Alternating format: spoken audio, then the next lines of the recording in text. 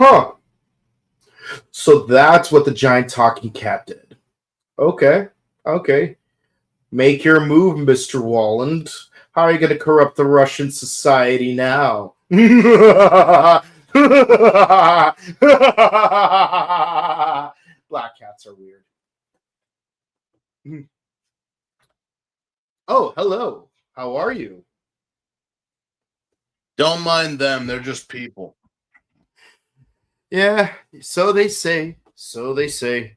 But in the end, they turn out to be members of 100,000-year cult.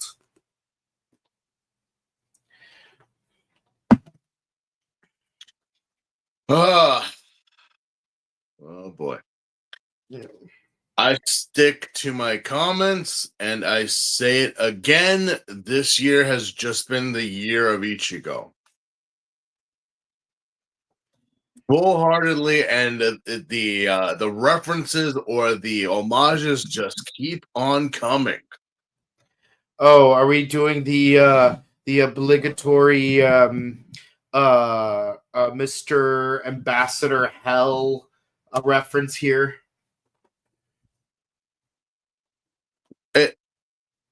Yes, but also like several people get introduced, and I'm like, wait, and you And their are, names and their and names. your name is like, oh, clearly, this guy is not who we think it is it?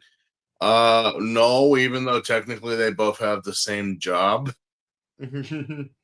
But there's no way. Oh, no, of course not. Black is an original idea that was made by Ishinomori sensei, to get with the times of how a Kamen Rider, how a superhero should be. They did it for Superman. They did it for Batman. They did it for Green Lantern. Almost every superhero, male or female, in the 80s got the gritty reboot. Thank you to X-Men. But also the fact, it's like, oh, well, what about the Kamen Rider? Yeah, you know what? Like I said, he did do a show that, again, if you watch Shin, that is basically what his idea was. But they decided, you know what? We're gonna do our own thing, make our own, like with your blessing, though. Yeah, sure, why not? You literally copied and pasted one, like almost like what is this now? Like nearly 12, 13, 15 years ago, and just put it 17-ish. No, not 17, but like 17-ish years ago. 16 years, yeah. You took a show that was beloved but corny, but it's like we're putting it in the 80s because that's just what we do. And we're making it extreme. Oh yeah. Again, in my research of Black, I was like, okay, what do the 80s give us? What is it that you're trying to give us here? And I could say, hey, hold on, that sounds familiar. Well, it's not exactly the story, but I'm okay. And then it's like, wait, who are you? What are you doing here? Who sent you? And like, yeah, I'm like, okay. All right.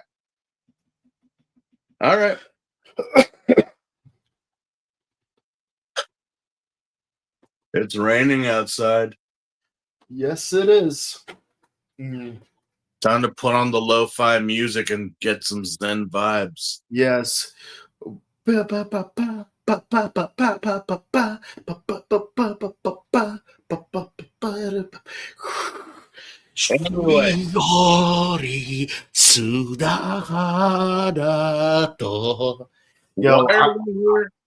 Yes, we're here to discuss the arc finale of Kamen Rider Black, episodes 15 through 18. And it's not even a Sunday. Like, we are putting so much Black into you guys that all you're going to be seeing is Black. Phrasing.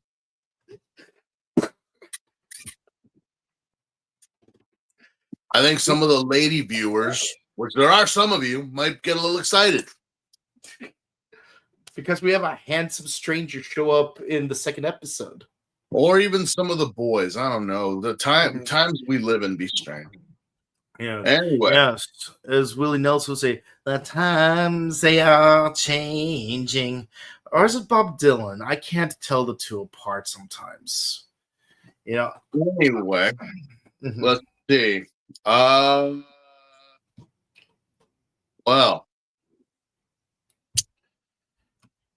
Oof. You know, it's been a trope for the entire Showa era. The Cram School from Hell arc. Every show has an evil cram school. Even Sailor Moon featured an evil cram school. What are you trying to tell us? Are you trying to say that school is not necessary? Is that what you're saying? I mean, not really the message you're sending to to children. I mean, believe what you want about the education system. Believe me, I got some choice words to say myself, But I'm like, why is it that anytime that they mention school in a Kamen Rider show, it's always like, yeah, it's a cult. Mm-hmm. It's a cult. Are you trying to say something here, Japan? Because I think most Americans have been saying your episode 37 featured an evil school episode. And it's normally like, it depends. The teacher is involved in it, but they're not like the main bad guy. Like sometimes it is, sometimes it is. This one was like, I don't think so. I don't think the teacher has anything to do with it. Yeah, no, I remember there was an episode of 5-Man where like the 5 main villains disguise themselves as evil versions of the 5 main characters because they were also teachers. Yeah, that's some 5-Men. They were teachers. Yes, so like even like Billion was a fake Blue Ranger, and Chevalier was a fake Black Ranger, and wannabe Scorpina was the fake Pink Ranger. Oh, there's those. Just remind me. So apparently, people want to know if the photo is actually true. There's been some photos going on. You know that like Japan has done the Super Sentai exhibit. I don't know where it is, but you know how like a lot of Sentai actors and actresses have just been like, "Oh, it's real." One of my friends. It's real. It's real. Yeah, shout outs to Miguel from the Carne Asada, who's been on our channel a couple of times. He just came back from Japan, and he did take photos from the from the Kamen Rider exhibit. So, the reason why I bring it up is because sometimes, in America, we don't really know what goes on after a Sentai is over. Like what happens to the actors? Where are they at? Some of them we do, some of them we don't. And for the longest time, the question was, what happened to Lonnie? And I'm like, that's a good question. We don't know what happened to Lonnie after her run in Sentai. But apparently there has been a woman, and if I get Lonnie is Scorpina. Yeah. So yeah. And Griffazer apparently has no speaking abilities until the Green with Evil story arc. Yeah. Obviously, so there was a photo going around of someone claiming that the actress who was Lami actually did go to the event, and they actually have her outfit displayed because they always take photos of like them next to their like their Sentai counterparts, Mm-hmm. And people were like, "That's her." That I'm like, "Yeah, no, that's her." I actually looked it up. She's actually prominent in Kabuki theater now, or has been for the longest time. Like she wasn't a TV actress. She kind of just got into it just because, but mainly she has done a lot of Kabuki. So our Lami is actually doing fine. Mm-hmm. He is just living the simple life as a Kabuki actress. So let's get down to business.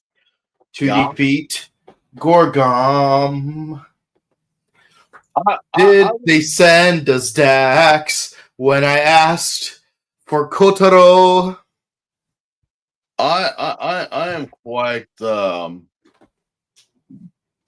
I'm somewhat torn with X right now, or with Black, you know, All right. because I'm like, okay, as I get, and like I said, I mean, yes, it is Ichigo, pretty much. It's an edgier Ichigo. I am just like, why? Because even some of these episodes, I'm like, wait a minute, didn't they do that in the original show? Mm-hmm. Well, I'll say this. Think of it like how American Power Rangers just keeps repeating Mighty Morphin. Teenagers with attitude, out of high school, doing high school things. And sometimes the high school teenagers use dinosaurs. And sometimes there's a dumpster involved. And sometimes there's a gold villain involved who has a rivalry with the Red Ranger. For some reason. Mm-hmm. Let's see here. Oh boy. No. What am I doing? Yeah. What are we doing? No, we're starting the show. Yeah. But yeah, episode 15. It's basically an obligatory health school episode. Which is very common, Kamen Rider. Like when I was doing my my specials 5 years ago. Oh my god, I can't believe it's been 5 years. And I had to like speed run through every Showa season week by week. It's like, wait, we're doing this again? Wait, we're doing this again? Wait, we're doing this again? Yes, doing this again. But thankfully, there isn't evil soap involved. No, this episode is called The Targeted Bizarre Academy. And the quick run-off of this episode is, so apparently Gorgum has invaded a school to infiltrate the school's children. Mm-hmm. I mean, I know some people say children are our future, and I get that. Grandma certainly thinks so. But I don't know. Wouldn't it be more better just to, like, I don't know, brainwash the kids instead of making them study? I mean, isn't that how you brainwash them? Make them study? Well, no, well, supposedly they got magic and advanced technology. Why are you making them hit the books? Or here's a better question. Since we already have people of multiple generations who are already in Gorgum, why not, I don't know, have them raise their children under a Gorgum approved curriculum? Then they grow up into adults and then they raise their children to have a Gorgum approved curriculum. You had 10,000 years to do this. I saw, Gorgum might be advanced in certain things, but they sure as hell aren't advanced in stupidity. Yeah. Yeah, apparently they're gonna have to join the club right next to Government of Darkness and Shocker. Well, let's start the episode. Yeah, Kotaro is a youth pastor, apparently, because he is volunteering at a football game to support at-risk youth. Basically, it's like a Keanu Reeves movie Hardball, except it's football instead of baseball. And thankfully, there's no gangs involved, but hazing is definitely a thing that's going to show up. Well, the thing is that, yeah, you're right. We do have a whole, like, the kids are playing football and they enjoy it, obviously. But one kid decides, no, practice is over, guys. We got to go. All right. Well, I gotta get going because I gotta go to my cram school club or whatever. And if the kids start hazing them, it's like, what? I'm like, okay. So this is what I never understood with like, them writing the jock mentality. And I'm pretty sure it applies more to Japan. But don't you have to at least have good grades to be on the school team? Yes, So you do. why the hell are you bullying the kid that's going to cram school or going that he's trying to get good grades to stay on a team? Mm-hmm. That never made sense to me. I'm like, okay, yeah. So it pretty much proves that the jocks are just a bunch of are just a bunch of meatheads that good. And it's like anyone who studies is like nerd. I never understood that. Even in Power Rangers, I'm like, why the hell did they always make Billy sound like a fucking computer? And then you had like the one token character, whether it was Zach or Trini, like literally translating it. And the weird part is canonically, Zach, Kimberly, Jason, and later Tommy would be ranked 3 through 6 in Miss Appleby's class. This is canon because there's like an episode where what's it called? Bulk and Skull have to study for a makeup test, and they tell like everyone's like, "Hey, Bulk, Skull, what do you guys do? We're cramming for the makeup test. Why? Because Mrs. Appleby said that if we don't pass it, the next test we have to do, we're gonna have to get tutoring for the 6 highest scoring students in the class." And then Zach's like, "Wait a minute, 1, 2, 3, 4, 5, 6. Oh no, guys, we'll help you right now. We'll help you right now." So yeah. They know. They know. I never understood that. I mean, did anyone ever get that? I don't know why.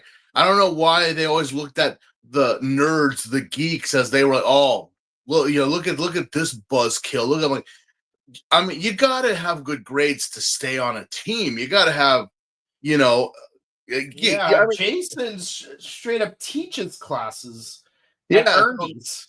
Yeah, so I'm like, I never understood that in any 80s or 90s, like, even in today, I'm like, why do you guys constantly rag on the smart kid? Like, pretty much, you all are going to be working for him because he just invented teleportation out of like the scraps that he found in the playground and his Lunchables. And yet you're like, dork. I'm like, this kid just discovered a way to transport matter without actually transporting it. He broke the law of physics, and you're making fun of him. Never understood that. He made a flying car, and you're making fun of him. You guys made a device that makes you switch bodies. Yeah, I'm like, I don't know, but yeah, we get that instance here because one of the kids is like in a cram school, and it's like, okay, fine, but it's like, wait, like Coach Arnold's like, wait, but you guys are friends though. I know, but look at him. He's got to go study. He's not going to stay here with us. I'm like, maybe you should go and apologize to him because you are friends. Like, okay, fine. You should seriously go study yourself, bro. Mm-hmm. Like, you should seriously go study yourself. What? Again, it's like, that's why I kind of like, I stopped watching the second Space Jam movie recently because like just the whole premise of that is computers and technology and being smart is bad while basketball is good. Yeah, even if you're using set technology to improve at basketball. Yeah, it's like no. Yeah, it's like that episode. It's like that episode of Dino Thunder, Bully for Ethan, featuring Dwayne Cameron, who would later be the Sixth Ranger in Operation Overdrive. It's like here, I'm going to use my computer skills to compare the way you kick the ball against the way a professional FIFA champion does it. And if you do it the way I just told you to do it, you make the goal. Are we cool? It's like, okay, cool, fine. I'll agree to this. And he does it, makes the goal, and like they're all hunky dory. They're okie dokie. They're in serendipity. Yeah, I mean, I never understood that. Never really understood that premise of like, oh, the nerd is like, no, dude, the nerd is someone you're gonna want on your team. I want the smart people on my team, but Yeah, because they might know something you don't, and they can help you improve certain details. if you're just you know, Paul good, fire bad, all right then. Yeah. All right then. Yeah, look, man. It's like, look, man. I don't know what like Johnny saw in me to actually ask me like what, to ask me how I should line up their playlist for their set list for that one time at Amplify. But clearly, I had some kind of insight that he saw valuable, so I took advantage of that insight, and it was a great gig. And thank you, Johnny, for giving me the opportunity to like show my prowess in picking set list orders and whatnot. I will say that. Well, I mean, I honestly am like, no, that whole premise is just dumb. But Yeah. we wind up getting a little wholesome moment about Kotaro, like telling this kid, like, you shouldn't be ragging on your friend. He's trying to better himself. You're trying to blah whatever he's going through, and it's like, yeah, he is. Yeah. He for sure is. Support But your friends. it is rather suspicious because apparently the kid's dad was also their football coach, and he left to go be part of this program. Uh-huh. So it's like, okay, and like he can't be a coach and a teacher at the same time. Heck, there was at my current job, I was asked to coach a team for like one day. Let me tell you, everyone got some really good conditioning in. Well, I mean, they're kids. So, I mean, regardless, the Yeah. mindset is like whatever.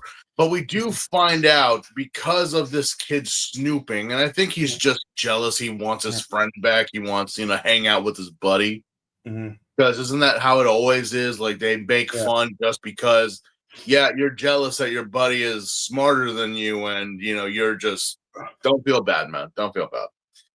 But yeah, apparently, I think he's been either running too much or hasn't gotten enough sleep because we have a scene where apparently they're making a kid walk the beam over hot coals. Mm-hmm. I know if you show up late, detention, but this is a little too much. This is what you get for playing with those random losers at the football field.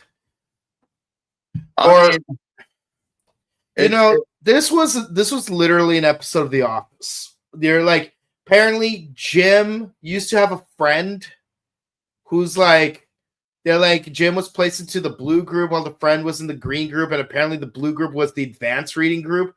And his mom told him, you shouldn't be friends with him. You should only be friends with people in the blue group.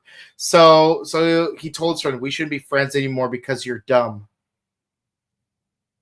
And that friend took it personally. A friend of mine kind of ragged on it and said, like, bro, this is like how my parents taught me how to study when I was a kid. If I came home with a B, they made me walk hot coals. Went, well, yeah, are you saying the stereotype is true? I don't know about I'm not Japanese, but I'm like, well, okay. Yeah. Well, I can tell you the Asian Jewish Soviet grading system goes like this: A, average; B, below average; C, can't eat dinner tonight; D, don't come home; F, find a new family.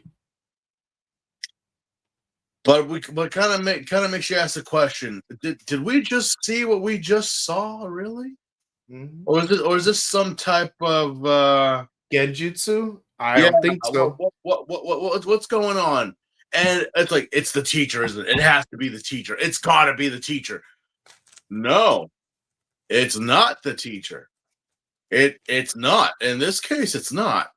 What happened? Well, how familiar are you with the Kamen Rider finds a murder case special?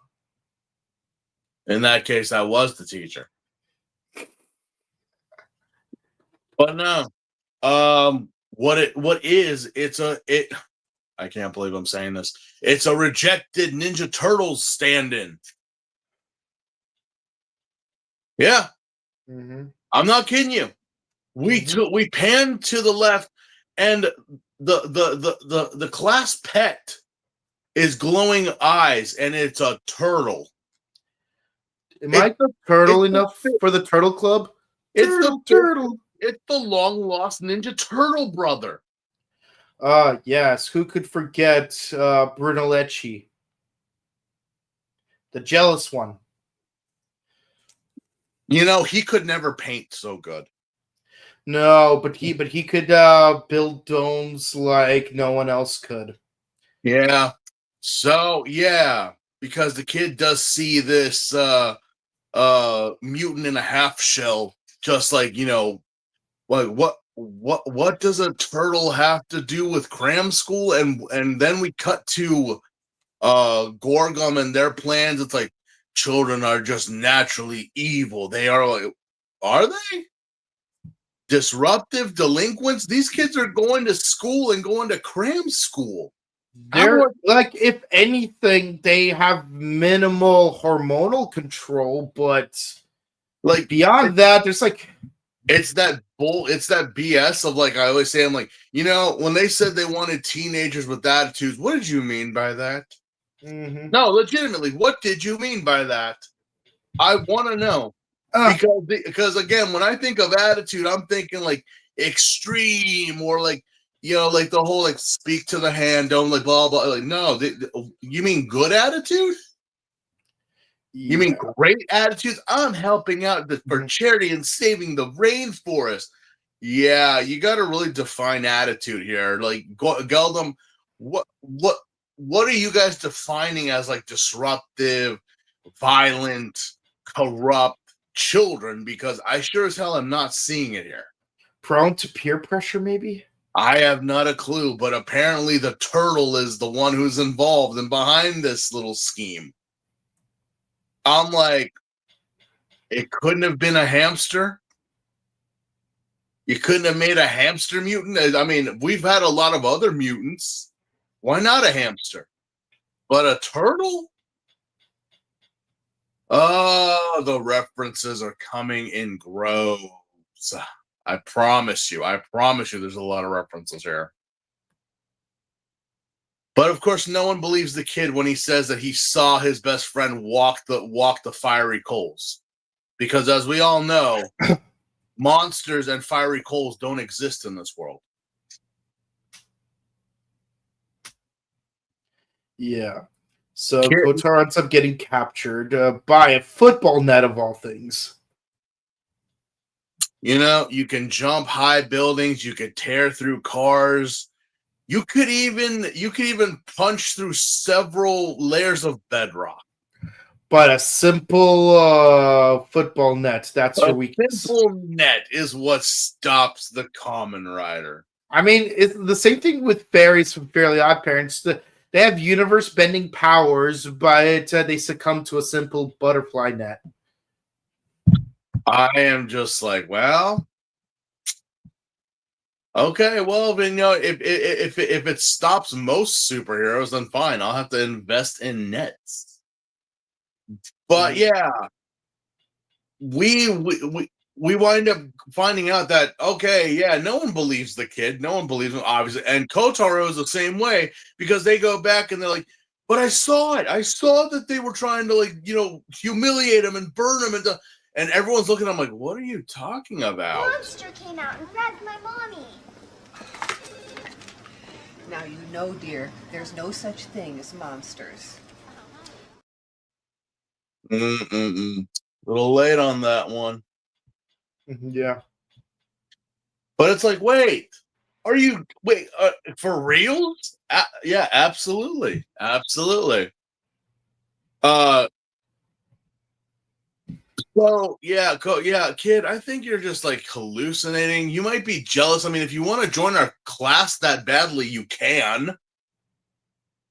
And it's not even that. It's just the fact that, yeah, the turtle over there is using his turtle telekinesis to make it all seem like, Yeah, this kid's crazy. Mm-hmm. This kid's dumb. But out of nowhere, the turtle then attacks. Yep. I'm sorry, what? Were you shell shocked by what happened? Were you just like, I don't know, were you just like, no one suspected the turtle. We suspected a kid or maybe the teacher, but I'm like, the turtle? Yeah. Even Kotaro was like, oh, it was the turtle the whole time. I should have known. I'm like, really? Did you even bother to look at the tank? Mm-hmm. And of course, I do enjoy the kaijin looks and the designs here. They're very, very detailed, especially with this turtle with its shell and whatnot, and using like when he does his rider chop and he like pulls his head into his shell, or he even does that little spinny attack that pisses off a lot of people in certain video games.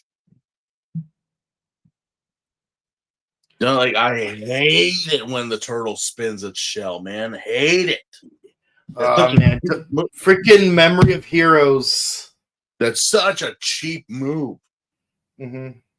But yeah, and again, the references are all there. At a pool, fighting in the water.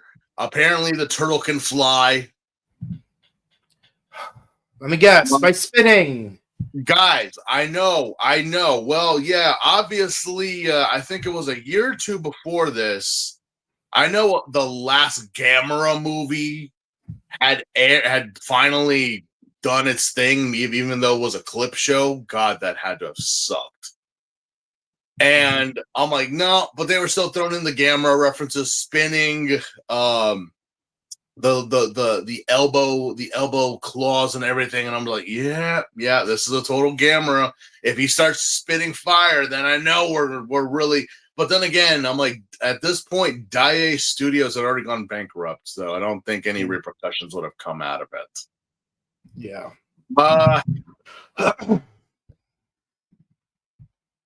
Honestly, this whole episode really, I mean, we could just sum it up that Turtle did kinesis, was brainwashing the students in a way, and then when the turtle got defeated, they snapped out of it.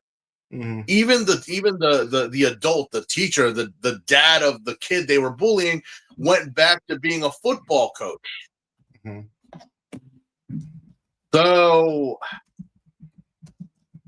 I just want to know, Gordon, what were you guys actually planning here? What were you trying to do? I'm trying to understand.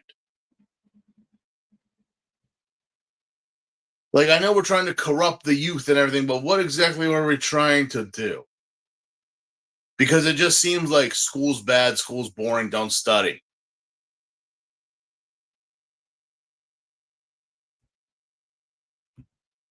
I want to know, because I rewatched the episode and I'm like, so what were you guys trying to do to the kids besides torture them?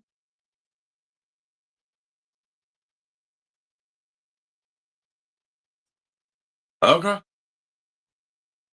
Mm-hmm. Oh, you know that I had so much fun watching this episode. Yeah. I can tell. Yeah. Next episode. You're like, and not like mid, or even. I'm here to tell you right now, we don't care. Let me tell you, we don't care. Jerry. Next episode, title Friend Crossing the Sea. Ooh, sounds exciting. Okay. Starts with some Mamoru-looking guy on a rooftop with a sniper rifle. So you know we're off to a good start. Mm-hmm.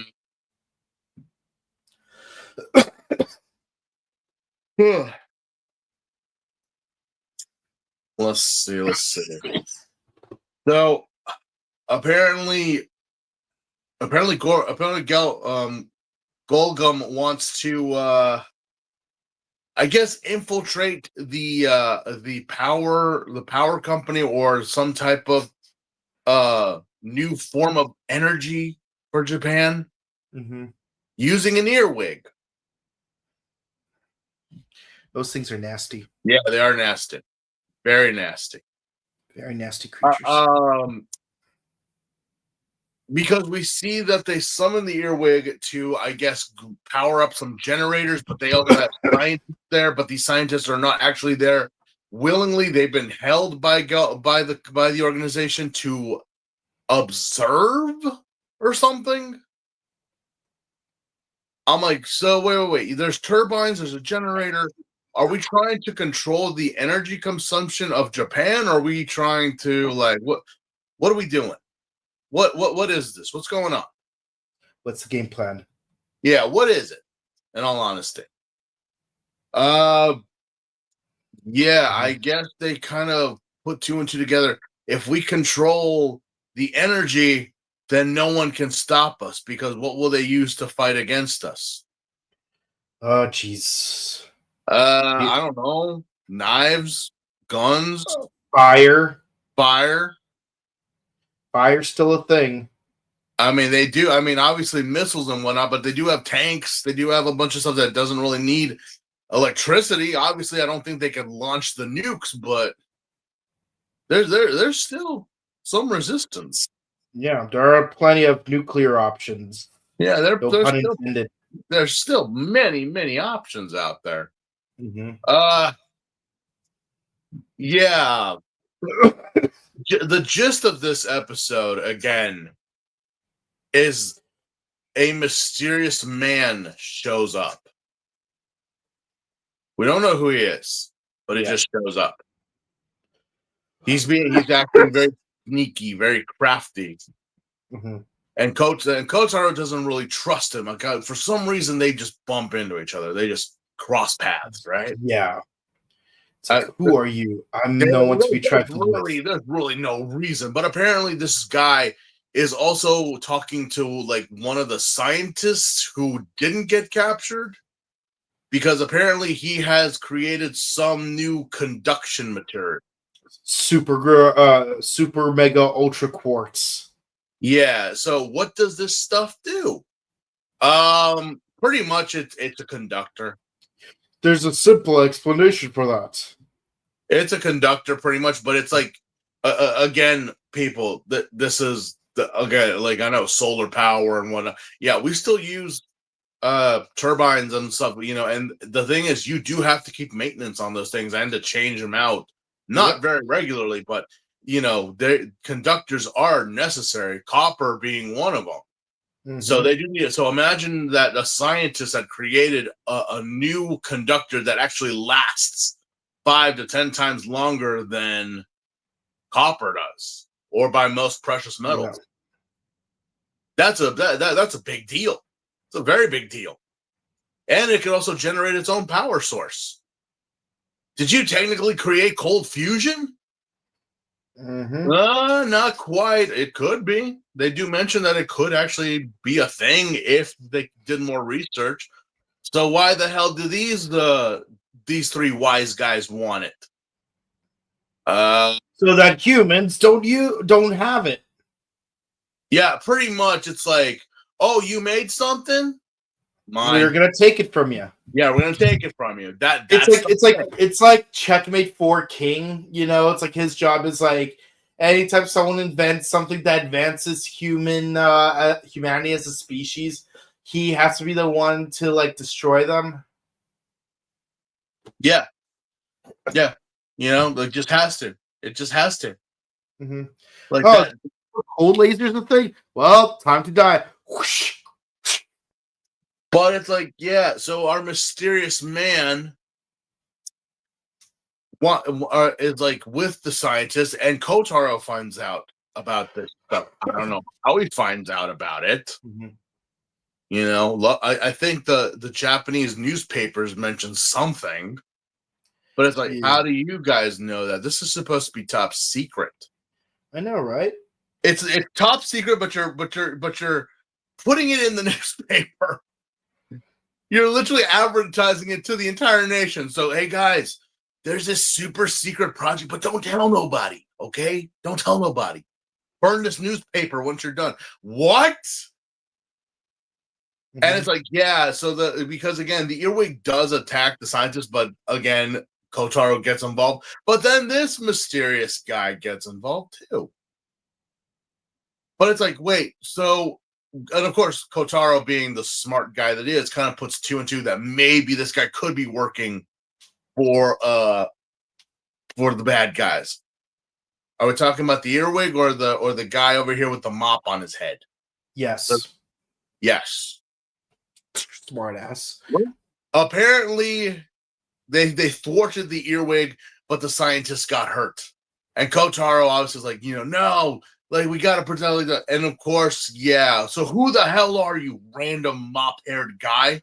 Yeah, who's so good at playing pool and shooting coins off the air? Yeah, who are you?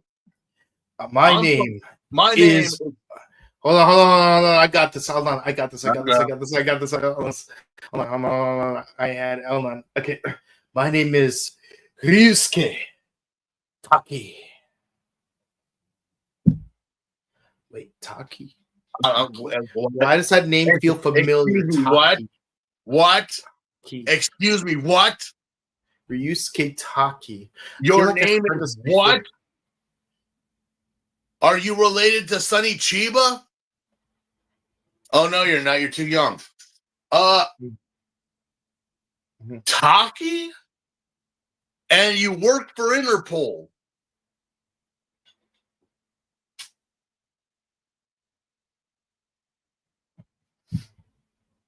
Mm-hmm. You're not going to be a Kamen Rider either, my guy. Yeah. You're not going to be a Kamen Rider either. No. No, we discussed this. Like, do you want to be a Kamen Rider? How many times do we have to teach you this lesson, old man? You're never going to be a Kamen Rider. I'm sorry. As much as we would want you to be, but again, this is why I say Ichigo continues. I'm like, you didn't even bother giving a new name. You didn't even bother. You gave us. Yeah, it's a different name, a last name, but at least in Sky Rider and Super One, we had a character named Genjiro Tani, and he just happens to be best friends with what's his name? He just happens to be super besties with Tachibana. They didn't just name him Genjiro Tachibana. Look, if you're throwing like an homage like they have in past series, like, oh, I am Tachibana's granddaughter. I happen to be the partner to Taki or whatever. It's like, okay. Mm-hmm. I don't mind that. I don't mind. And I seriously said to myself, there is no way that we are literally getting Ichigo all over again in the 80s. And no, we are. We're totally getting it. This is totally Ichigo. This is absolutely Ichigo. And people can argue and at me. I'm like, look, I'm not saying no, but when you say to me, hey, I'm like, look, the costume looks similar. The enemies have been showing up like very referencing to Shocker's original Kaijin. And even the plans, I'm like, you know what? Some of the plans have actually been pretty good, but have been thwarted, while the other ones just seem like. The next thing you're going to tell me, you're going to steal a kid's pocket money to ruin the economy. Oh, geez. Like, that's your plan. That's the mutants want to steal the few couple of yen coins that a little kid has. For shame. Okay. Let us move on from the obvious red herring in the room. So, Taki, why are you here? It's because Interpol sent him to protect this professor. And also to find out where the other professors went, because mysteriously they all disappeared. Except for him. Because refresh me again. I'm a scatterbrain. What is the name of the organization again? Gorgum. Gorgum. Thank you. Yes. So Gorgum apparently was like, yeah, we're gonna steal all these guys who are part of the project, but we're gonna let you because he's the brains and he's developing the machine right now. We are a secret club because of our agenda. It is a dark agenda. It is an agenda some other clubs may not agree with. So your whole plan was to kidnap the research team, but not the guy who's heading research or making the thing that you guys want to say, it's mine, jump as high as you can. You're letting him. What if he didn't want to make it anymore? My whole team was wiped out. I can't continue without them. I mean, I would have. I'm like, you guys stole every part except for the important part.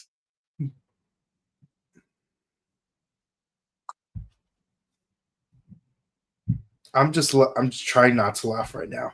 I am just like, you guys stole. You guys stole an ATM, but you left the money. We needed the machine itself. We needed the telling algorithm. I send you to steal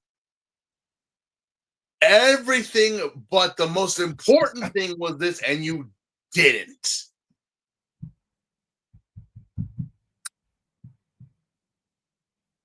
I think those robes are a little bit too tight, guys. Or maybe you need to go outside and touch grass. I'm really trying to understand. And maybe give this guy some Neutrogena while we're at it. Yeah. Again, I know what's coming. I know what's coming. Believe you me, I have seen them without the robes on, and I'm just kind of like, ugh. Keep them on. Okay, it makes it. You guys just look so much cooler, but I'm like, okay. Mm-hmm. So Taki is like, yeah, I have to keep him safe. I have to keep him protected. And of course, Kotaro, again, an Interpol agent just believes a random civilian, like, I will help you protect him too. All right, then let's go. Really? You don't even know. You don't even know who this kid is. He could be working for the bad guys. But I like the cut of his jib. I guess so. It's like, you know what? I feel like I've been through this before somewhere in Once Upon a Dream. I feel like Yeah. I feel like we're watching reruns. Yeah. Like, haven't we done this before? Well, not you and me, but I think someone else did. It's like, oh, I've seen this one. It's a classic. What do you mean? It's brand new. It's rerun. What's a rerun? This is a reboot. Anyway, yeah. So they apparently come up with a plan off screen, which causes the earwig to find them and kidnaps the professor. And takes not only the professor, but also the conductor he was working on and everything with him.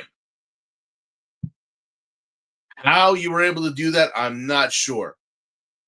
But apparently they took him and like, yeah, they're all back working on this generator that they're working on.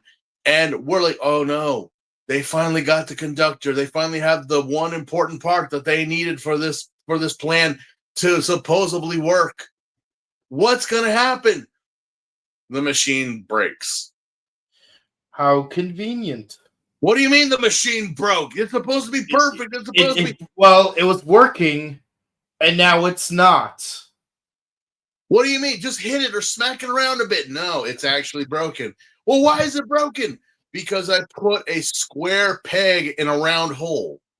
All these squares make a circle. All these squares make a circle. All these squares make a circle. I gave you a fake piece, and I'm not really the professor. Wait, what? Full Orochimaru reveal. Yeah, it's Taki. Yes, Taki Taki. wound up doing the old switcheroo. So where's the professor? He was actually dressed up as Taki. You guys kidnapped the wrong guy. So they pulled off that Batman thing with the smiling fish episode. Yeah. So okay. How did you not realize? Because I'm like, I think the doctor is slightly taller. Mm-hmm. Again, it's an earwig. It's not super smart. Mm-hmm. But commence the transformation of the Kamen Rider, and I will say this about the earwig: it is creepy as hell to look at. Yes, it is. It is like, a very props to the 1987 costume department. You made your monsters look really menacing, except for you, Rhino Man. You kind of suck. Oh yeah, Rhino Man, especially with that dumb sound it kept making every time. You know, I don't know if it was laughing or like it was having like a panic attack. Yes, but it's just like that sound it kept making. It's like, okay.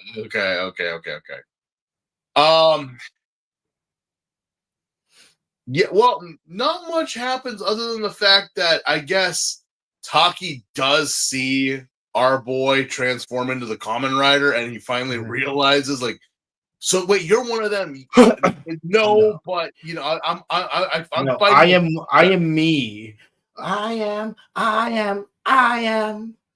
So you're not one of them. Technically, yes, I am, but I'm not really working with them. This is who I am. The Black Rider. Okay.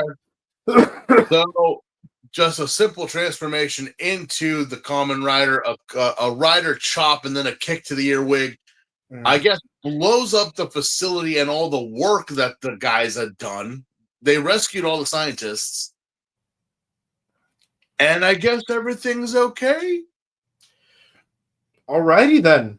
I guess everything's all right. I mean, they blew up all that years of research and hard work and money. And yes, even that one scientist who speaks English says, Master Rider. Yeah.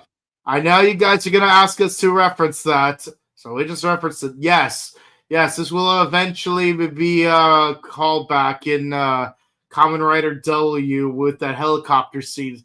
Kamen Rider. Yeah. What?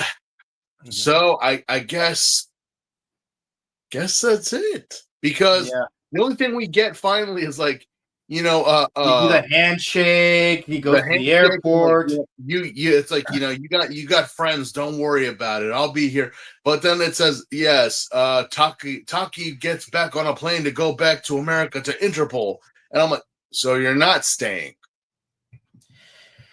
He'll only come back for one more episode. Now this I already knew, but I'm like, I kind of asked the question. Then why bother?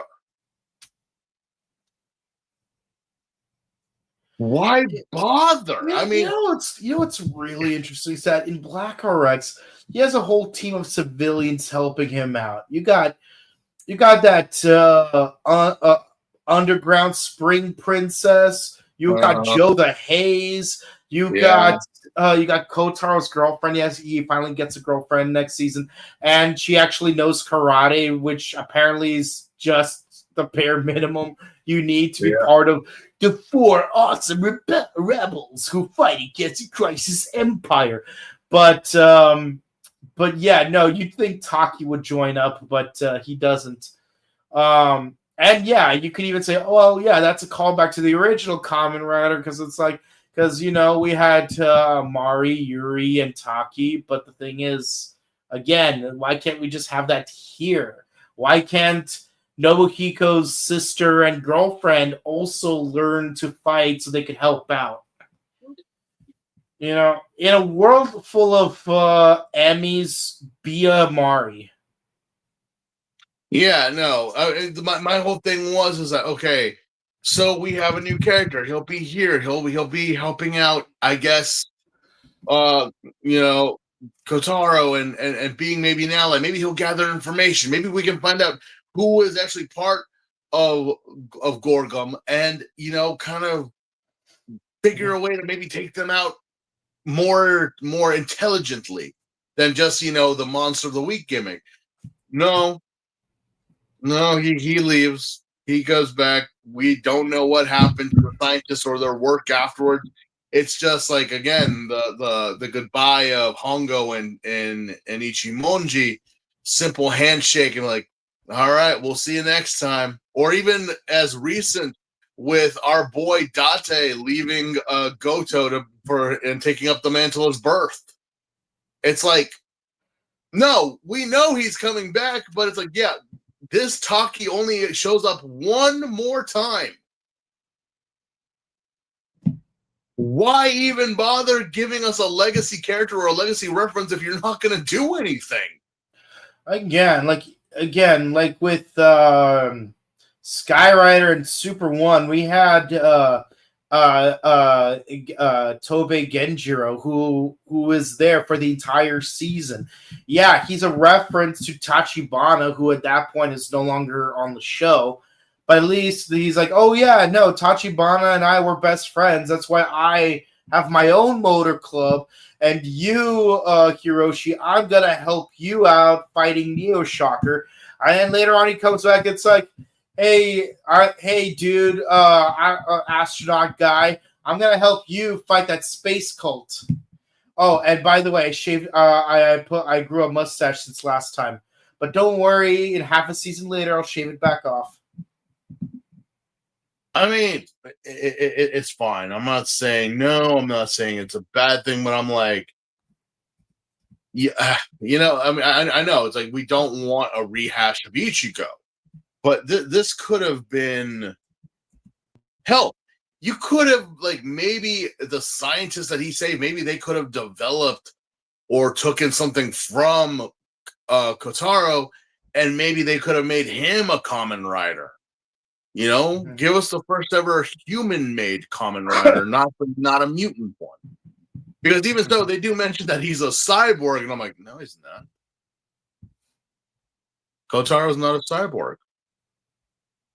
He's a biopunk. He's a mutant. I mean, I'm going by what the subtitles and what the script is telling me. I'm like, they keep referencing a cyborg. He's not a cyborg. Yeah, no, my script also says cyborg. I know. Like you even hear the actor say cyborg. Yeah, cyborg, and I'm like, he's not a cyborg. Mm-hmm. We've all stated it that they're mutants. They're abnormalities. They're far more stronger and deadlier, but they're not cyborgs. Well, I don't think so. I could be wrong. I mean, but regardless, I'm like, okay. Oh, I do miss Taki though. Taki in the original show was actually very competent. All right. Next episode. 17. Kyoko's Strange Dream. Oh yeah, I forgot Kyoko was in this show. Yeah, well, at least look, I'll say this. At least Kyoko has more presence on this show than Gudabang had in Gojuger. It's very strange, especially during this time, with writing characters that were not the Kamen Rider in this show. Because even so, I have also looked into Heisei, later Heisei, and how they, a lot of people say that, what was the purpose of having this person in the show if they really were just there as background, or why did they have a female character if she didn't do anything? It's the same thing that goes with Mari and Yuka and Faiz. It's like, other than just being the girl characters, what were they doing? They were developing the plot. I'm like Mari because of her connection with what happened, but Yuka being an Orphanok and like, should I be human or should I be more Orphanok? I'm like, yeah, no. Earlier Kamen Rider really didn't know how to really stretch out their characters because sometimes we're like, we go episodes, we're like, wait, don't we have 2 girls in this show? Yeah, we do. Mhm. Where are they at? That's a good question. Where they weren't in the last 2 episodes. No. So let's give our adoptive little sister an episode. All right. So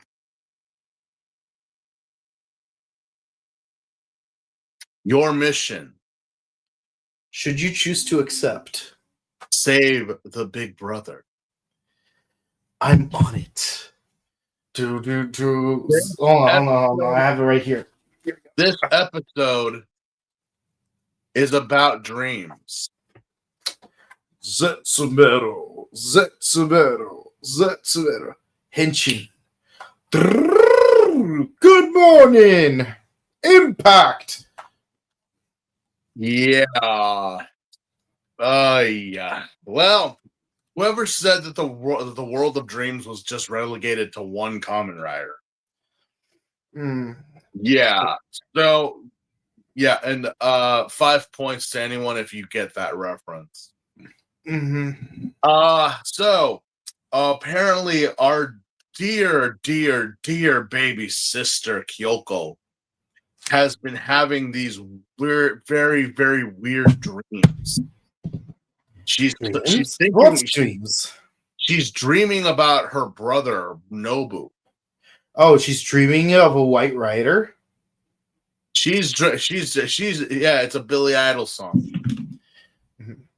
She is literally thinking about, and I'm like, okay, not strange. I know it's not strange because you do miss your brother. You want to know where he is, what's happened to him. Hell, what? That's a good question. Where the hell is Nobu? Where the hell is he's apparently wrapped in tinfoil. I'm like, guys, I think he's been marinating for quite a while. You could take him out and put him in the oven now. I was gonna say, yeah. I don't think you're marinating him properly. Yeah, for some reason it's like, no, we didn't add the proper spices. Then what did you do? You mean he's just been sitting there like uneaten Jello? Yeah, pretty much. Ooh. Has he got the skin on him yet? He's getting there. Ew. Oof. So wait, why isn't he finished? Why isn't our Shadow Moon ready? It's because he's missing something. What is that? Love. Love? That's not an ingredient in my cookbook. I don't think they sell that at the Kroger's. No, or the Betty Crockett's. Nope. They don't know. So where do we get love? Well, love is just is an emotion. Hold on. Let's look at some song lyrics. Okay, let's see. Billy Idol, Spice Girls, Van Halen. Okay, what does the song say? And in the end, on dreams we must depend because that's what love is made out of. So we have to go into dreams. Okay.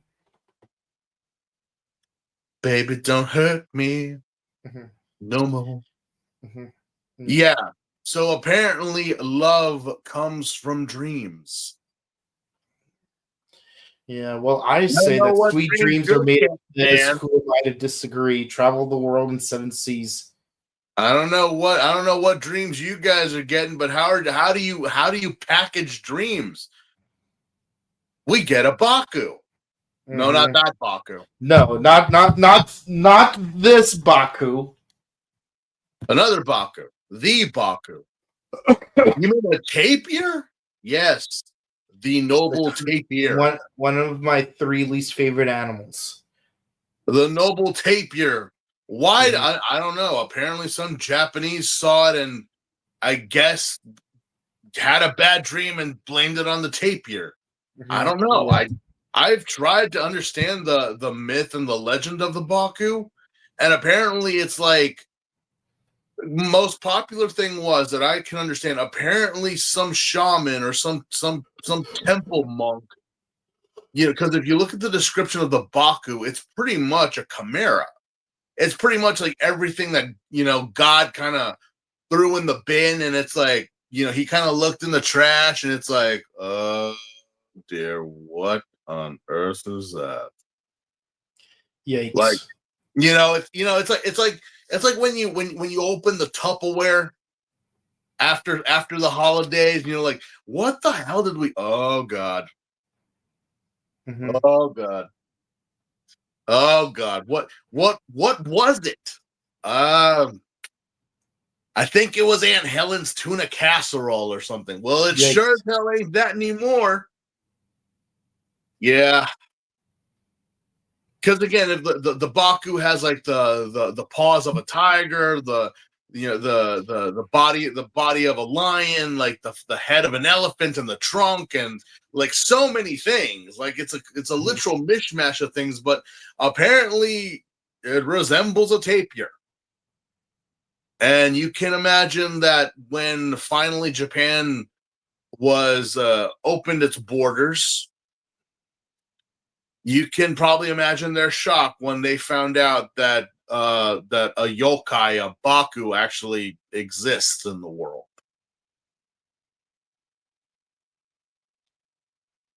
No joke. Imagine how you would feel. Like, yeah, you got told all these stories, and you find out that the animal that they were referencing is actually a real creature. Normally, it's the other way around. People found skulls of crocodiles or Komodo dragons or whatever, or even fossils, and claimed that they were the skulls of dragons. Or something along those lines. And it's like fine, or it's like again a Kirin in Chinese mythology. I actually found out, yeah, apparently it's based off a giraffe. Mm-hmm. How do you get a Kirin out of a giraffe? I don't know, but apparently, yeah. Apparently, someone in China saw a giraffe with one horn, because that does happen in nature, very rarely, but it does, and just was like, I'm going to make a dragon horse. All right. Alrighty. All right. Well, yes, we have the noble tapir. How do you make a tapir intimidating? I know they're creepy looking, especially when they lift their little trunks and you see their flat human-shaped teeth. You're like, oh, I don't want to see that. They look cute. They look like little mini elephants, but when they lift their nose and they give you that, ugh. But yeah, and apparently the Baku is using his dream powers to make Kyoko dream, because what they need is for her to go and find Gorgum, and they need her to properly jumpstart Nobu.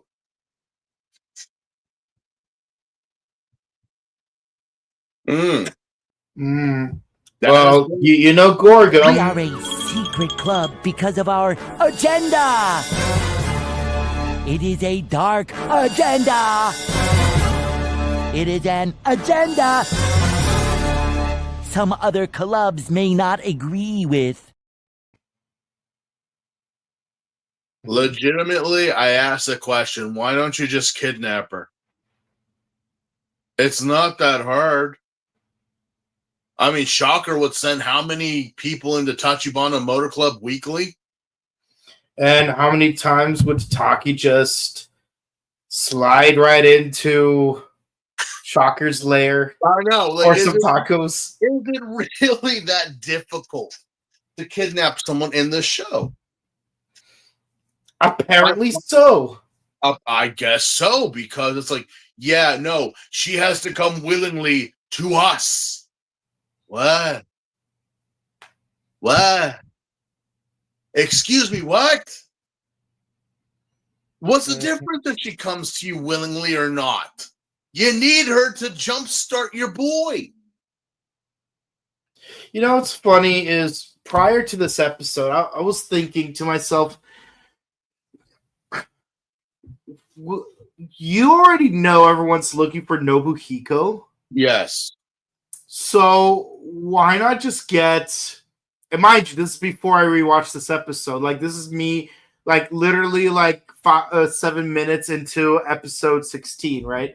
Right. And I'm thinking to myself, while watching, the whole Taki thing, why can't they just, make a mutant that looks identical to Nobuhiko and then copy his memories so that he pretends to, or even like pretend to have a partial amnesia to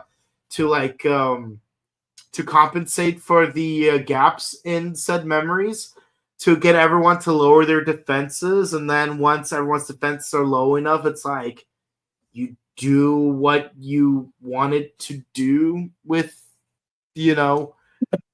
worst case scenario, you got reconnaissance. Best case scenario, you have an assassin.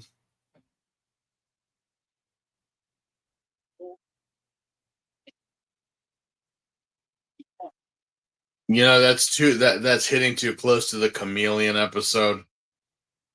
But at least it would have been smart. It would have made more sense if, like, heck, you could even get a second mutant to attack the Nobuhiko copy to make it look more real. Yeah, no, that would have made more sense. Like, Kyoko, I'm home. It's like, and then it turns into the chameleon. It's like, fooled you, and then just takes her away. It's like, could we have not done that? Why are we? Well, here's the thing: is that so Kyoko actually is. She keeps having dreams of them as kids, and then going to an amusement park, and it's like, yeah, that's a lovely memory to have. I wish you guys didn't make it seem like they were dating, though. Because no joke, this kind of seems like something like, is there more to this relationship other than brother and sister? See, if this was Nobuhiko's girlfriend instead of his little sister, like, why not his girlfriend? She's there. She's right there. Where is she? Where is she? God damn it! I'm like, wait a minute. Like his little sister. I get it. It's family. Like, that's the only family we got. Okay, I get it.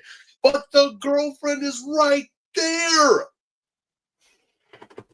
It would have made more sense if it was the girlfriend that was getting like, no, I have to go. I know where he is. I'm like, what?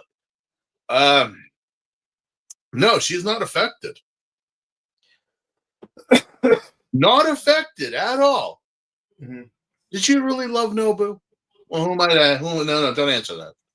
But yeah, so apparently that, Kotaro is telling Kyoko that you're crazy, Kyoko. You know that that you can't find him. I know where he is. Well, Kotaro, how about you do like Baku does and put little Kyoko on your bike, just like he does with Nem, and tell her where to go. Mm-hmm. And you guys can go find it, because if she knows where the secret base is, then she can take you there, and then you guys can get Nobu. But instead, you're detaining her and telling her that she's crazy, that Nobu is gone, and then what the hell are we doing then? No joke.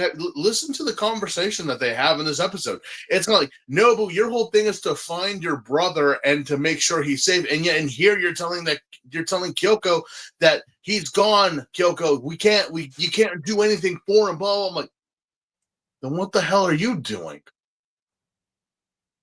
Are you getting paid to kill kaijins now? Twiddling your thumbs? Are we paid by the laser? Yeah, I'm like, I know it's a trap, but it's like, bro, you gotta take the hit. Sometimes you're gonna have to take the hit, but at least you're gonna get closer to your goal. No, mm-hmm. He tells her to stay put. He tells her, and kind of somewhat hurts her as well, because again, he's got either cybernetic or mutant strength that I guess he bruised her a little bit. That made him feel like, again, I'm like, are we still doing the whole they stole my humanity thing? Because I'm telling you, it didn't work in '76 and it ain't working here today. Well, it could work here, except you never really mention anything that your humanity was stripped. You know? Mm-hmm. So,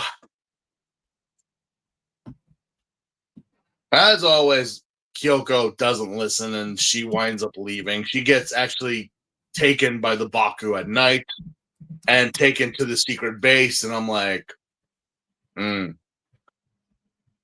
don't know how Kotaro found out, or how, like, did he follow them? Did he, like, I don't know, because he also winds up at the base. But before that, they have this whole thing of Kyoko. I'm right here, Kyoko. And they put her in a bubble. The three wise men are like, your brother is right here, but he's not properly seasoned yet. You must bring him back to life. I'll do anything to get my brother back. Honey, phrasing. And thus commenced the Pokemon transfer from red to blue. No joke, it's literally a link cable. I don't know what it is that they're trying to transfer into him, but it's like, apparently it's working. I guess. Not really. Mm-hmm. We find Kyoko laid on the table, and the tapir runs interference with Kotaro. There's a battle that ensues. And that's pretty much it. Yeah. Yeah. Meanwhile, we got the two orbs. Brother, my brother, tell me why we really fight.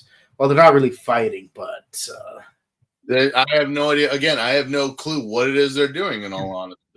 yeah, like transferring her life force or something. But like apparently, her life force returns back to her as soon as the Baku is destroyed. So it's like, no, where did Nobuhiko go? What? No, that's why I was like, wait, hold on a minute. You're telling me that the Baku had that was the catalyst for this whole thing? Not you guys. You guys summoned the bubble or whatever it was, and you guys put Nobu in there. I would imagine if one of you guys died, maybe that would, but no. What even? What even? So is it you guys that are in charge of Nobu and Shadow Moon, or is it the Kaijins? Mm-hmm.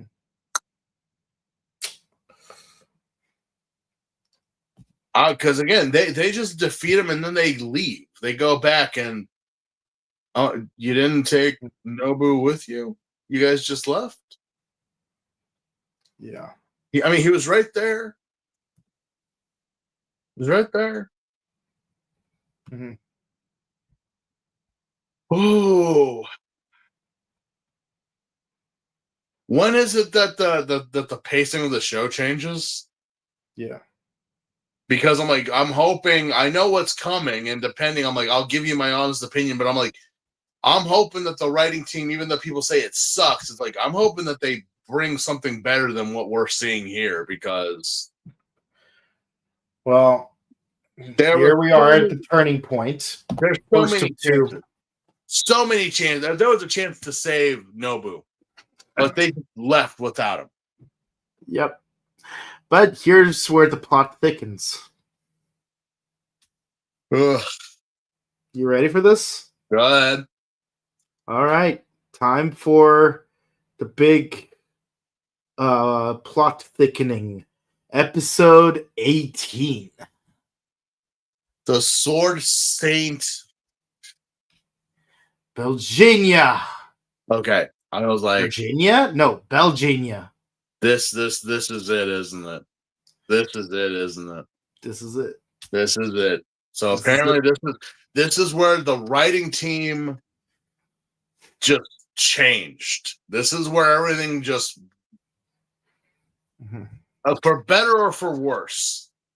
Mm-hmm. Please take us through it.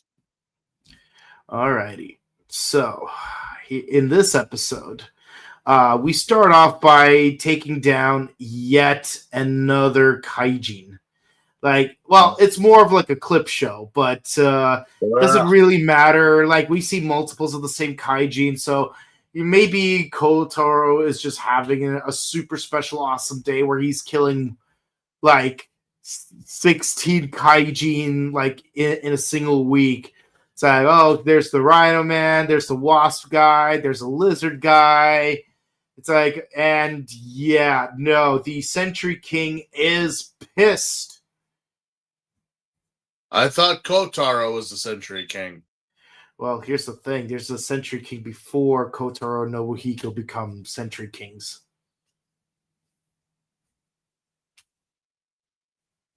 Then is it like the Miss Universe pageant? Like one year we have 1 year with this guy. Now it's like we have these two, but one they have to fight to the death, and whoever does is the Century King. Well, in the words of the Who, meet the new boss, same as the old boss. So wait, then what happens to the old king? What does he get just killed? Does he die?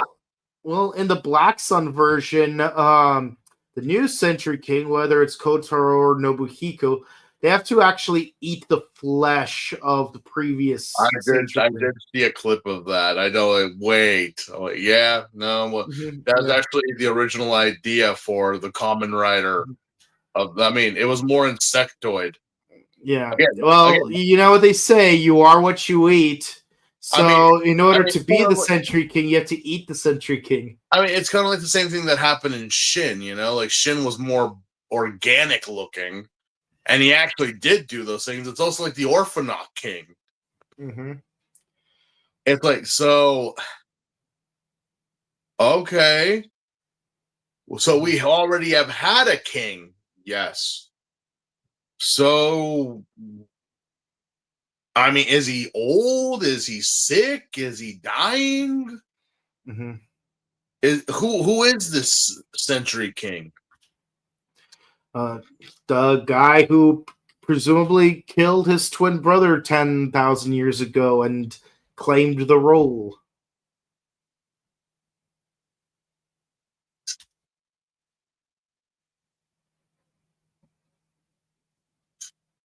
Then what? Again, why even bother if you already have one? Mm-hmm. As far as I saw, this guy's not dying. He looks fairly able-bodied. Mm-hmm. No, it's your reign's over. We have to get a new king. We have to get a new. Oh. Okay, please continue with the story. All right. So, yeah, he's pissed, and so he's like, "You will summon Belgenia." Well, no, anything but Virginia. I said Belgenia. Oh, okay. But he's supposedly sealed away for your 10,000 years. I know, but you guys have screwed up one time too many.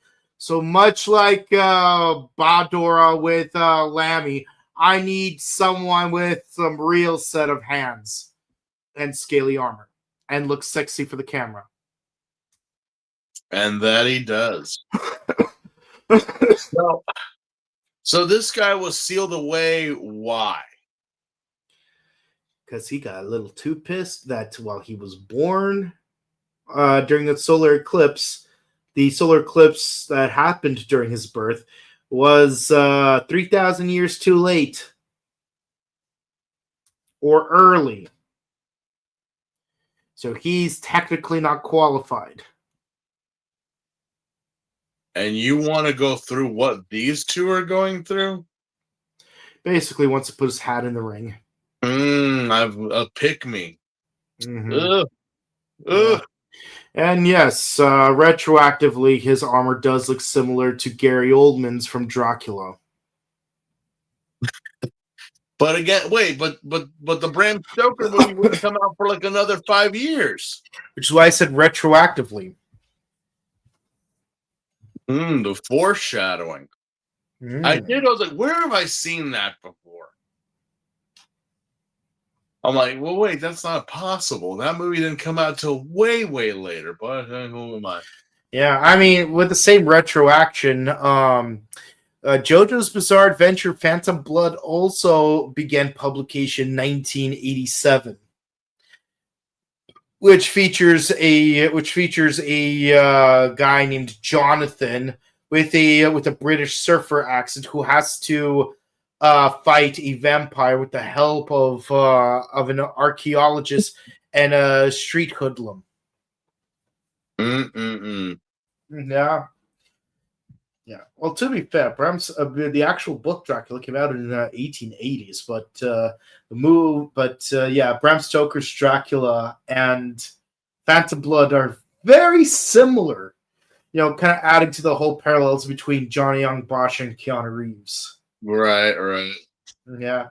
Yeah. Jonathan. You're Jonathan with the surfer accent, the British archaeologist who has to fight against an evil vampire. Now, we do summon Belginia, but And he's a jerk.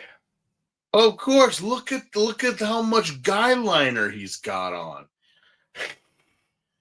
He's an absolute diva. Anyone who puts like literally an entire paintbrush on my, and also look at those eyebrows. Yep. I'm like, anyone who puts on that much guy liner and literally went the Chola route of tattooing their eyebrows on, and at such a height, I'm like, yeah, this is a pick me if I ever saw one. This is totally a pick me if I ever saw one. Yeah. But I mean, yeah. What? Well, please continue. What else happens in this episode? All right. So there happens to be a museum exhibit in archaeology that happens to have a sword and shield that belong to Belginia, and there's a black cat involved. And I'm like, oh geez, is this more parody of 1930s Soviet society while drawing parallels to 33 AD Bethlehem? I certainly hope not, because this cat is not nearly fat enough.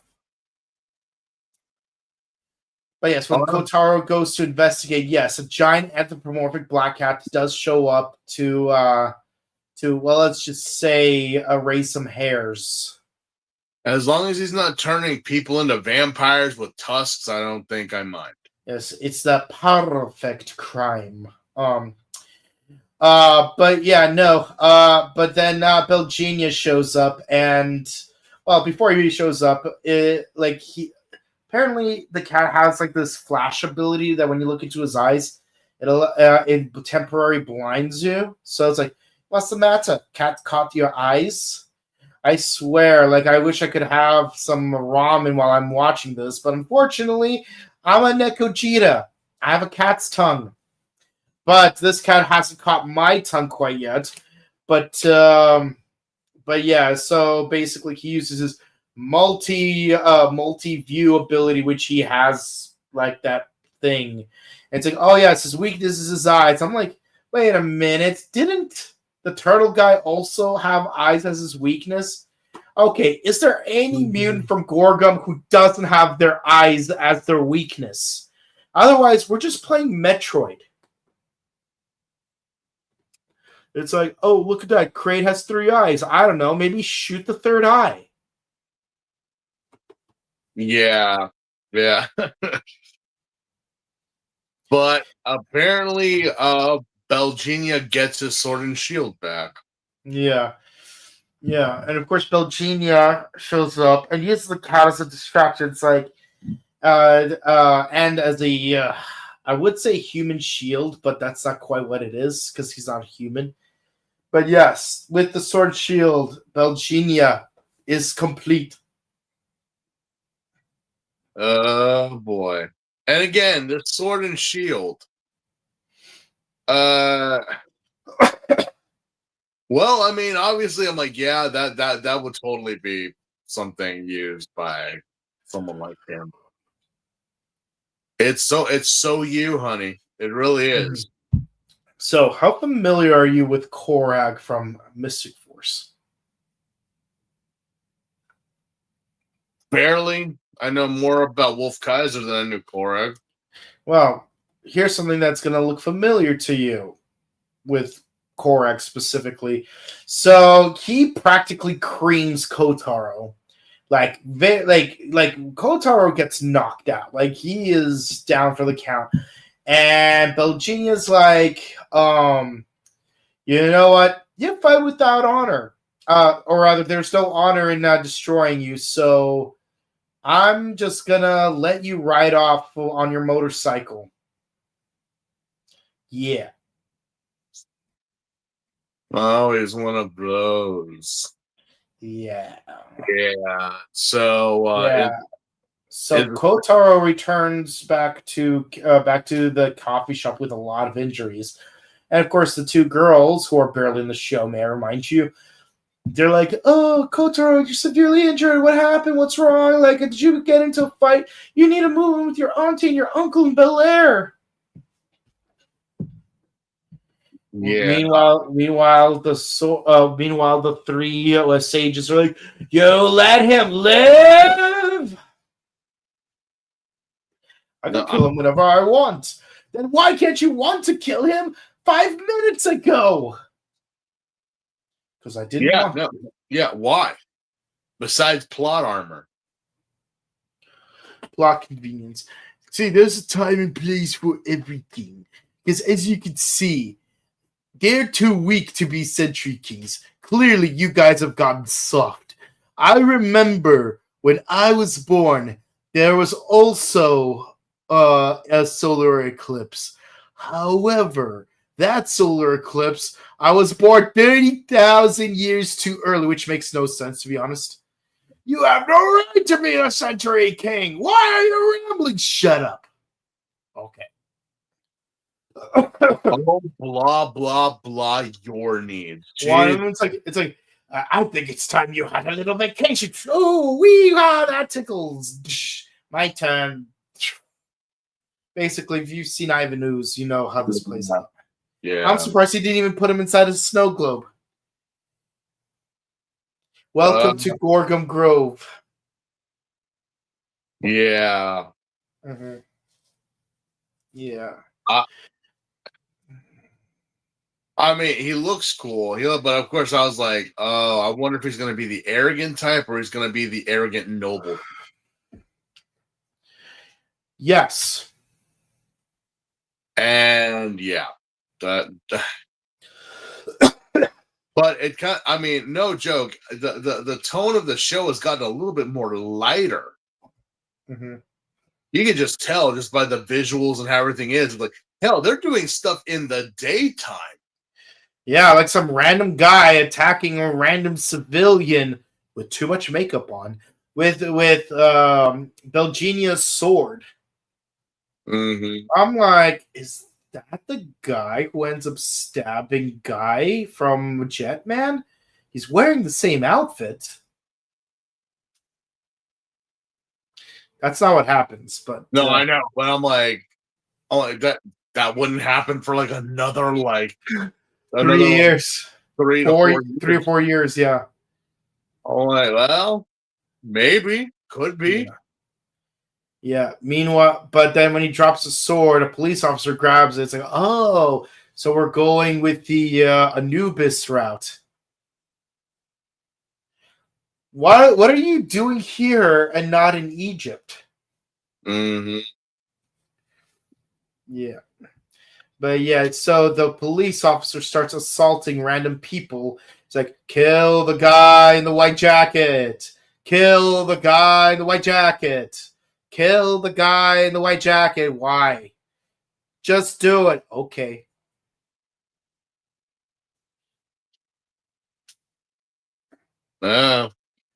Yeah. And then some random guy shows up. It's like, oh, so this is how he fights. Well, I'm just going to come around this corner and transform, bitches. Yeah. So it's like, well, what are you going to do? You're going to let the guy kill you? Or are you going to die? At least that would be the fun way of playing out this episode. But no, he just flips him over. He loses a sword. He chases after him into a graveyard. It's like, this is the appropriate place for your burial. Brains. Oh.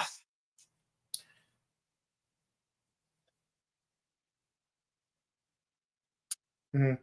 So what is our conclusion? So the two of them fight it out, but a bolt of lightning intervenes, causing the battle to end in a stalemate. Ooh. And of course Nobuhiko's girlfriend says, "Hey Kotaro, I figured out that you must be friends with Kamen Rider Black. Can you tell him, if he's going to be fighting all these monsters, can you tell him to be more careful?" And I figured it out. Are you sure you just haven't walked in on him practicing his transformation in his room? Mm-hmm. 'Cause I'm like, how did she figure that out? Well, she just did. Yeah. Well, okay. All right. That's the end of the arc. We have a new enemy. We have a new enemy, and things are about to change. Mhm. For better or for worse. We're going into the now drastic change between the beginning and the end. Yeah. I'm hoping that it's more original than what we have been getting. Mm-hmm. Yeah. Well, you're just hoping. So what are your scores for these 4 episodes? Oh, God. Oh, my God. Oh, my God. Other than the introduction of our gorgeous swordsman, Mm-hmm. there is really nothing here that we haven't already seen. And then introductions that really didn't even pay off, Mm-hmm. I will say, like I said last week, the episodes just kind of felt so dry.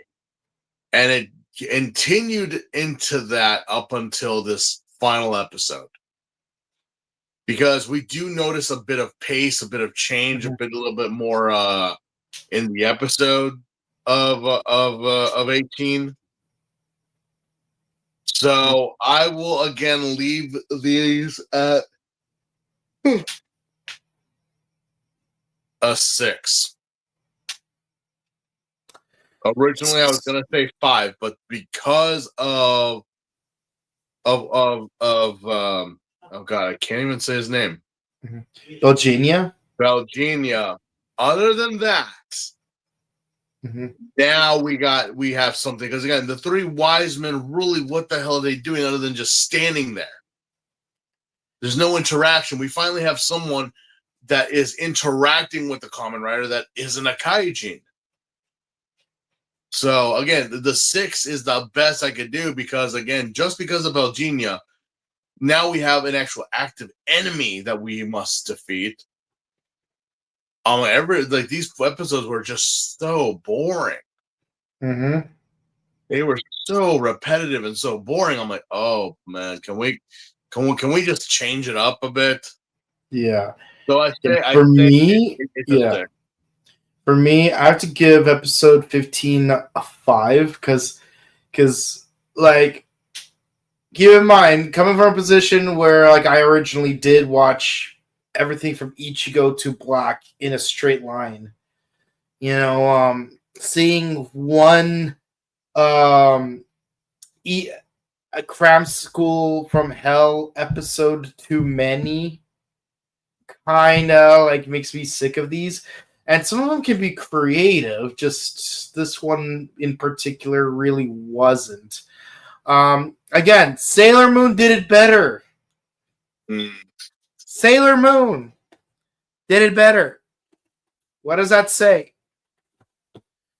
Let's see. 16. I'll give it a 7 just because we had the whole Taki thing, but also I did not give it a higher score because I know that Taki isn't going to stick around. If he did stick around, it would have been an 8 or 9. Who knows? But no, it's like, why introduce this character if he's only going to show up once? Well, twice, but you know what I mean. Back down to a 6 for episode 17 because, again, not a fan of tapirs. And the thing is, even if you're trying to introduce a cool concept involving the relationship between Nobuhiko and his sister, again, it doesn't really go anywhere. Like, if you made some kind of progress with, like, reviving Nobuhiko by doing that, okay. But it looks like that progress was undone, like, by the end of the episode. Oh, yeah. And that leads me to the Bilgenia episode 18 because it does a decent enough job to like introduce the character and show, give us a taste of his personality, and that's pretty much it. Yeah. All right.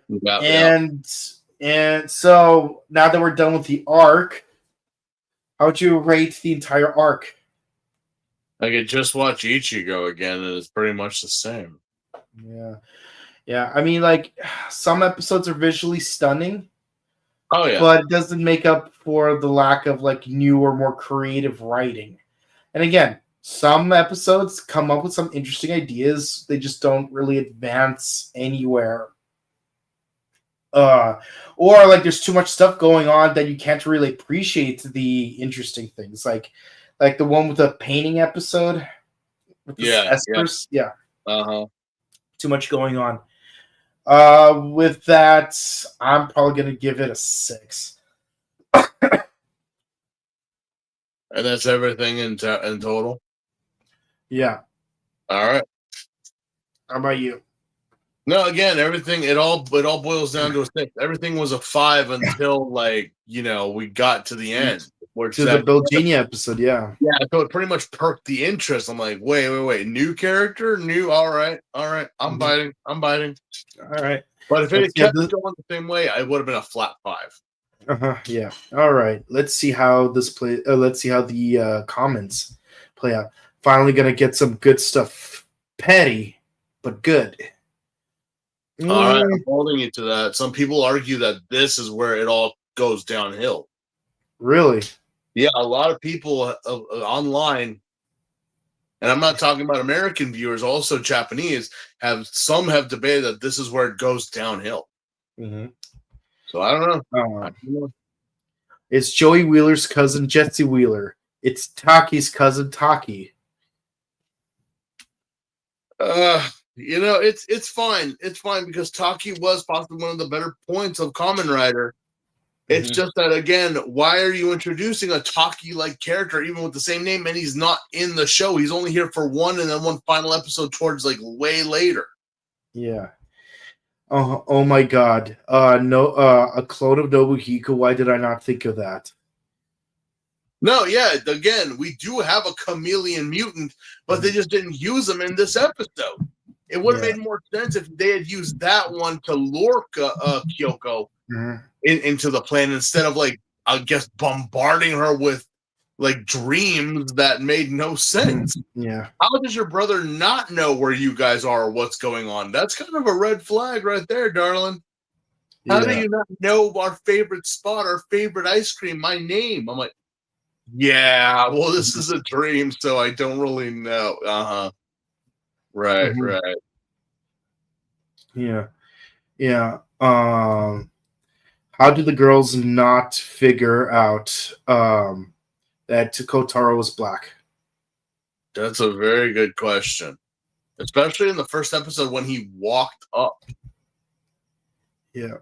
Like, I know that they did this, I don't know if they saw it or not, but they saw him. But they showed the Kamen Rider, and then they cut to another scene where they showed him, so don't they already know since episode 1? Mm-hmm. I don't know. All right. Let's see. There's one more that I'm seeing on the YouTube side, but it's not showing up on our end. Belgenia is a salty cracker. I don't know too much about him, so I will have to agree. He does seem like very petty. Yeah. I mean, again, you could have killed the Kamen Rider right now. Could have ended it all. But you chose because he is not worthy of me killing him yet. Are you saying dying by your blade is a gift? Apparently so. I guess. All right. Okay. Well, that's it for the comments, guys. We hope you enjoyed. Please be sure to comment, like, and subscribe to us on YouTube, Facebook, Twitter, Instagram. Ding the bell icon. Stay notified for our latest videos. We discuss Kamen Rider Black and Kamen Rider Zets. Yes, a bit of the old, a bit of the new. And yeah, we're going to do even 4 more episodes later this week. So yeah, we're starting the new arc early, and that means the following week we're gonna tackle our first Kamen Rider Black movie. Next Very week? soon. Next week? Yeah, it takes place after episode 22. Okay. Yeah, and it's only 25 minutes. Round it up, That's a movie. and it's on YouTube. Yeah. Yeah, it's on YouTube. Yeah, thank you, Toei Tokusatsu Fan Club. Please don't conveniently take it away before we have a chance to discuss it. Yeah, give us the whole show too. Yeah. Yeah, I mean, it's available on Blu-ray, but I don't think the Blu-ray has the 2 movies though. It would be great if it did though. Very convenient. But with that said, also check out our discussions of Ultraman Omega, #1 Sentai Gojuger, and the anime series Tojima Tanzaburo Wants to Be a Kamen Rider. We got some convention interviews coming up for you guys this weekend. It's almost Thanksgiving, and we want to thank you guys. Check out our sister channel, Buttery Show. We got some content of getting prepped for you on that as well. And want to check out our personal content. We're both on Instagram, Boku_Kabuto and the Sin Prince. If you want to say hi to us in person, we will be at Pasadena Convention Center January 25th for Pasadena Comic Con, and on August 28th through the 30th for Power Morphicon. We love you guys. We hope to see you again real soon. We hope you have a great weekend, and until next time, may the power protect you. Goodbye. Good night, guys.